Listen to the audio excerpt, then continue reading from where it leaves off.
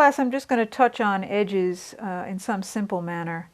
Really I have so many, edges is it's a very big focus for me, and I have a lot of ways of handling them.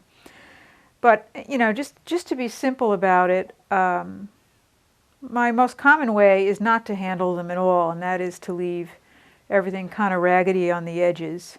Especially with the weaving, I really like the unevenness. And then the other approach is to kind of layer from the back. And when I did the borrow patching on the back here, I had to overhang this to cover up some of the mess on the bottom. And this is just a good example. I've now added another piece here of how I layer from the back, to add framework to a piece if it's so uneven that I'm just not feeling comfortable with it. So you can actually square up a piece by adding pieces from the back and then just doing a lot of stitching to hold them down. You get a nice raggedy look, but it still has kind of a frame to it.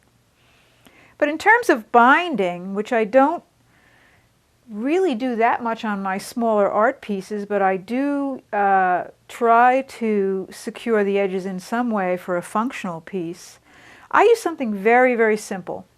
And I usually start with a clean edge. And it's just very similar to the type of binding that's on regular quilts. But all I do is tear myself a strip that's like twice the width of the binding that I want. Leave everything raggedy. Fold it in half and kind of finger press it. I really like to avoid ironing and all these things. It's just another thing to plug in and set up. So just to give myself the center point. And then I'll just, I call this the hug actually. I just sit that there and fold it over just like you would do a normal seam binding, but leave it ragged. And I just pin it. It kind of hugs the edge, and it secures the very tip of the edge, but it also stays within the ragged edge theme that I usually have. And then I will just do maybe 1, 2, sometimes even 3 rows of running stitch or cantha, whatever you want to call it, and really it'll stay there.